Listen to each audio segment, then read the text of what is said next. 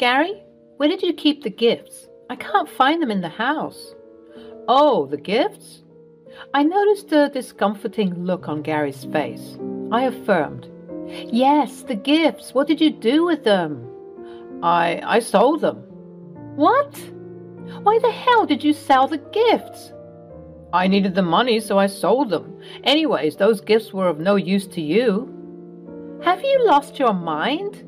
Those gifts were a relief to our pockets. Most of the gifts were essentials for the baby. Why are you creating such a scene out of these trivial things? Well, those gifts were gifted by my parents, so I can do anything with them. They are mine. Hello, my name is Molly. I'm a 34-year-old nurse married to Gary, who is a businessman. Gary has fishery farms where the fish is harvested and later exported to different places. Gary was a fun-loving, energetic man who was always so full of life. After my hectic hospital shift, I looked forward to spending my leisure time with Gary. Our life was moving smoothly for some time until Gary suffered a major loss in his business. The ship exporting the fish from Gary's farm overturned in a storm. Gary was a small businessman, and this loss was insufferable for him. He went into extreme depression. I tried to console him emotionally. Perhaps that was the only thing I could do to comfort him. I didn't have enough savings to help him recover from the loss. I cooked his favorite meals and took him out to his favorite pizza places and gaming parlor. I tried to comfort him as much as I could. Gary spent weeks lying on the couch and playing video games. We visited his farm for a few hours in the day and spent most of his time lounging on the couch, doing nothing. He didn't help me with the household chores either. It was difficult for me to manage the household chores after my stressful shift at the hospital. Being a nurse, I have to extend my shifts and sometimes work night shifts as well. Even on the days when I worked overtime, I cooked meals, cleaned the house, and did other household chores before calling it a day. Gary wouldn't bother to even clean his plates. To be honest, I was annoyed at this sight after a while. I might sound harsh, but these challenges were a part of business, and people dealing in these businesses should be aware of all the consequences.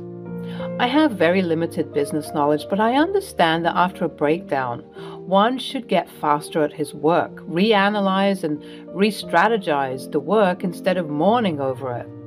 Wasting time on mourning over the loss would add nothing but more trouble for the business. Although I didn't say any of these to Gary, I gave him all the time he needed to nurse his loss. After a month or so, I mustered the courage to confront Gary on this matter. Hey Gary, I know you're feeling too low after that damage, but don't you think you should be moving on now? I mean, instead of mourning, shouldn't you focus on fixing things? Perhaps if you continue to have low spirits, things might get even worse for you. You're so insensitive and selfish. Molly, instead of being supportive of my situation, you are lecturing me about the business rules. Gary's reaction was very much expected, and I didn't mind those words. I knew he was feeling low, yet I wanted to put my thoughts to him. Honey, I know I might sound rude at this point, but I think you're damaging your business further by wasting this time, mourning over the last deal. Having said that, it's your business. I only wish good things for you. You know I love you. Gary was disgruntled by my words, but he preferred to plug in his earphones and concentrate on his video games. It took him more than a month to get back to his business schedule as usual. I felt relieved that finally things are getting normal. However, I noticed a gradual change in Gary's schedule. He had no routine for coming home.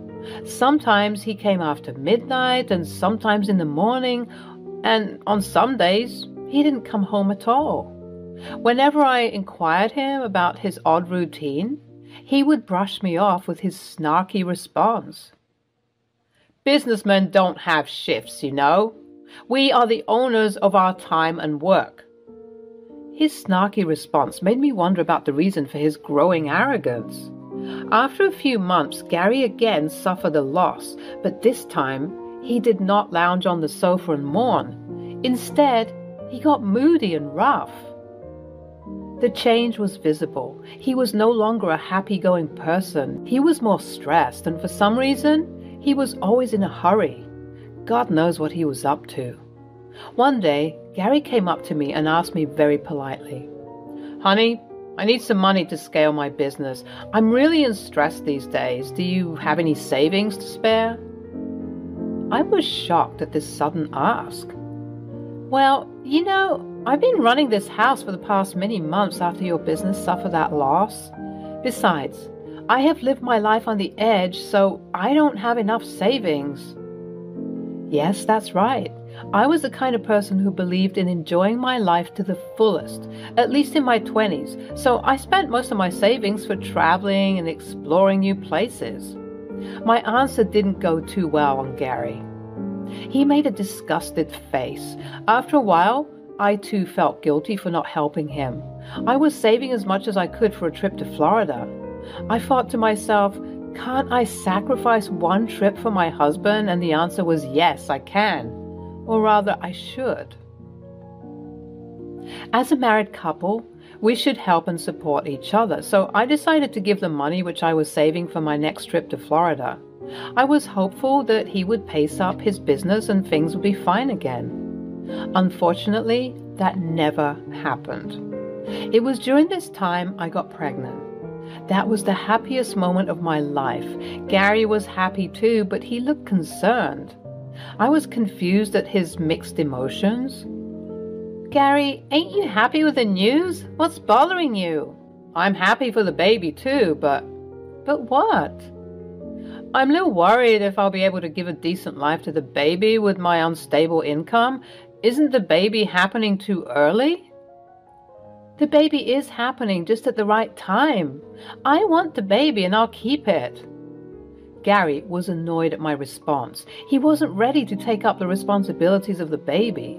I brushed it off with the thought that Gary was just too overwhelmed. Men usually feel overwhelmed by the news of the first pregnancy, and especially if it is not planned, because the baby adds to the responsibility. Honestly, I was also concerned about Gary's unstable income. It's extremely difficult to run a house and provide a good life for a child with just one income. We cannot just depend on my income alone, but I was also sure that once Gary becomes a father, he would understand his responsibilities and everything would be fine. I thought Gary would get serious with his work now, but instead, Gary was becoming reckless day by day. Borrowing money became a habit for him. He always had an urgent and exclusive reason for borrowing money. Sometimes it was on the pretext of paying his staff, and sometimes it was to invest in a new breed of fish. I was getting annoyed by him, but I didn't want to take extreme steps at this point with the baby inside me. I chose to ignore Gary as much as I could and just focus on taking care of myself and my baby. I was still okay to endure his last-minute requests for money until he was polite about the request, as I genuinely wanted to help him and bring him out of the situation. But over time, this request became an order. Earlier, his sentences were, "Honey, I'm so sorry to ask you for a favor again. I need $500 for X, Y, or Z reasons."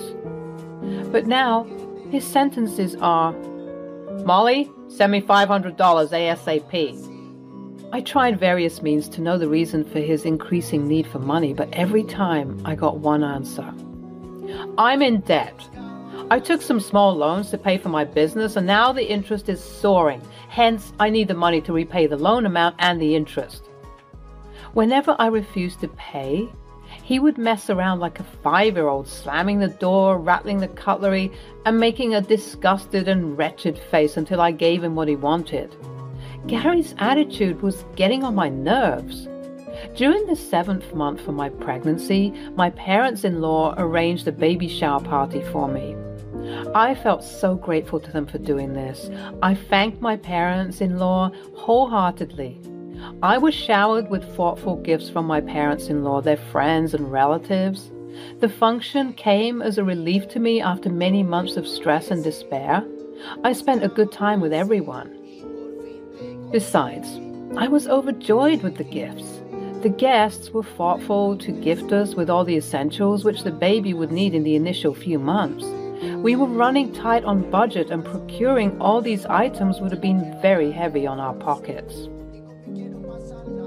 The next morning when I woke up, I saw the living room was empty and the gifts were gone. I thought Gary would have kept it in the storeroom. I went to the storeroom to check, but there was no sign of any gift. Gary was not at home. I called him, but he didn't answer my call. When he came back, I asked him, "Gary, where did you keep the gifts? I couldn't find them in the house." "Oh, the gifts, I noticed a discomforted look on Gary's face. "Yes, the gifts. What did you do with them?" "I sold them." "What? Why the hell did you sell the gifts?" "I needed the money, so I sold them. Anyways, those gifts were of no use to you." "Have you lost your mind? Those gifts were a relief to our pockets. The gifts were essential items for the baby: clothes, the crib, blankets, strollers, and other toiletries." I was so disappointed on hearing this that I started sobbing. "You know I was relieved to have those gifts. It saved so much money we would have had to spend on buying them. We already have such a tight budget. How could we buy those things again?" "Why are you creating such a scene out of these trivial things?" "Well, those gifts were given by my parents, so I can do anything with them. They are mine." "Excuse me? Those gifts were for the baby. It was not for you to sell it for and fill up your pockets." Fine.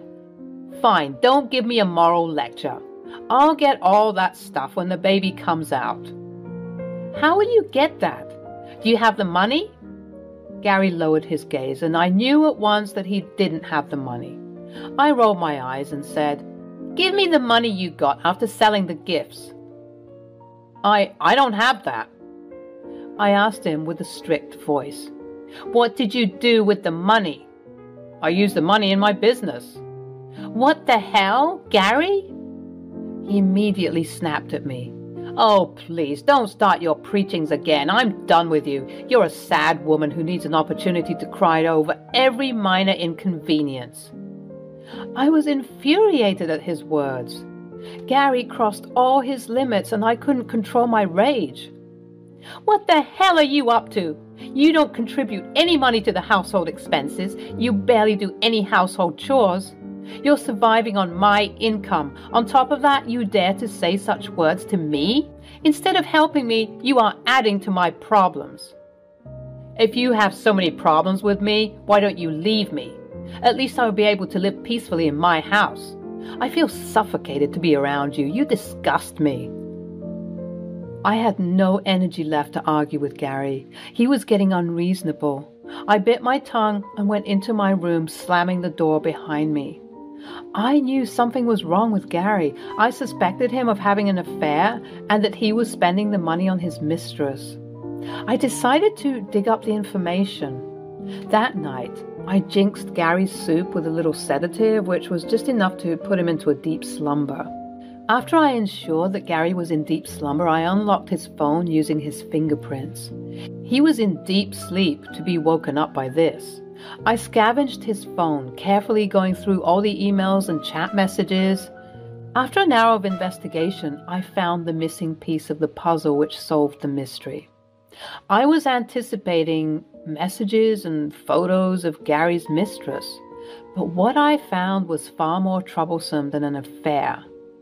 Gary got into illegal drug activity. Yes, I was shocked too. All this started after he incurred the first loss. To make up for the loss, he took up the illegal task of exporting the drugs through his fish. People who are into fishing businesses know that illegal drugs are transported from one place to another in fish and meats through the cargo. I was unaware of this business. Drugs? Seriously? The email revealed that Gary was reluctant to get into this activity at first, but he was tempted into this for some quick bucks. The dealers lured him as a fix to his loss-making business. Gary started it as a one-time activity and a quick fix to recover his business from the loss. Needless to say, quick money is more addictive than drugs. Eventually, he got more and more involved in this. He started enjoying the illegal business and easy money. This was the reason for his sudden arrogance. Illegal business is a slippery slope, and Gary too slipped towards his downfall. It took him down in no time. The second loss which Gary suffered was bigger and more horrendous. The second time, when the ship overturned, not only the fish but the drugs too were engulfed by the ocean waves. The drug dealers were torturing Gary to pay for the losses, as it was Gary's responsibility to transport it safely. I figured out all this information from the conversation Gary had with the dealer. I could no longer stay with a criminal. Besides, I'm a nurse and I've witnessed the suffering of people because of drug abuse. It is morally and ethically wrong. I collected all the evidence which was required to prove my case, cleaned all the history of tampering, and kept his phone back. I couldn't sleep for the rest of the night. The next morning, while Gary was still asleep, I packed my bags and left the house. I went to my colleague's house and narrated everything. She was my trustworthy friend.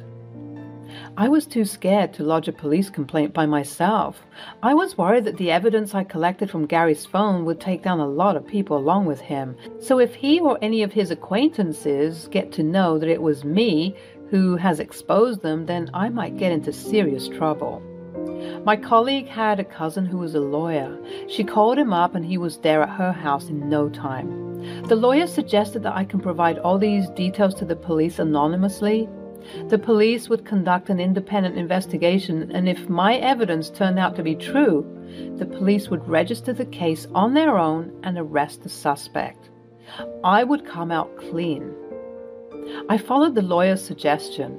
He had contacts in the police department, and I gave all the evidence to the police as an anonymous person. On the other hand, when Gary woke up in the morning, he saw that I had left the house with some of my belongings. He thought that I was angry with him because of the gifts.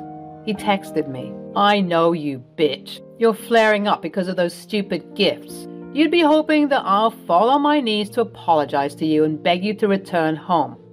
I'm not going to do any of it."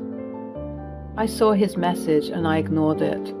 I was happy that they had assumed this.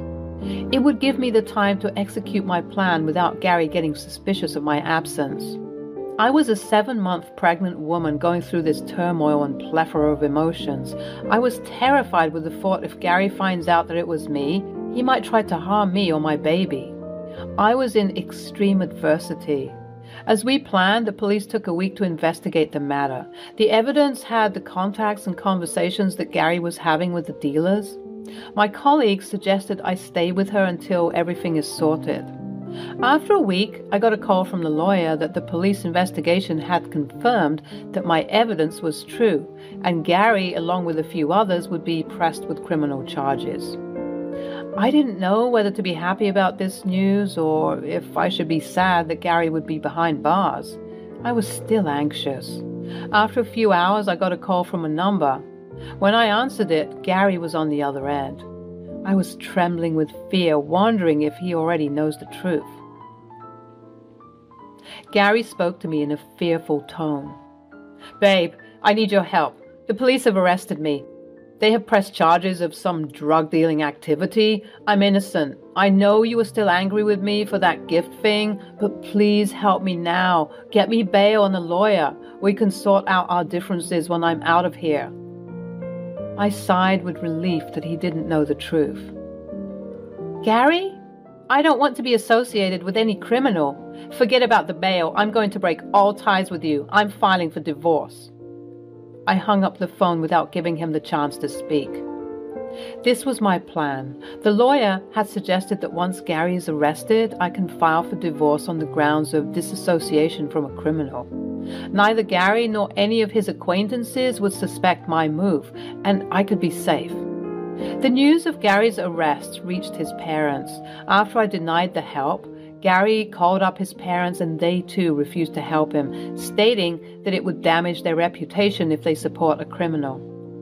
This made my plan easier. I filed for the divorce and it was settled smoothly. A year has passed since that incident.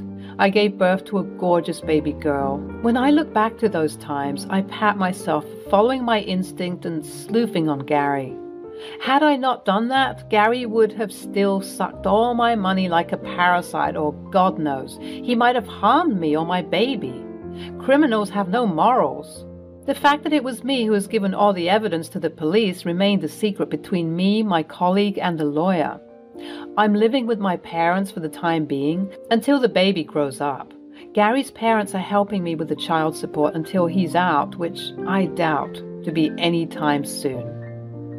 Quick money could be an easy way out, but more often than not, it leads to a slippery slope of adversity and crime.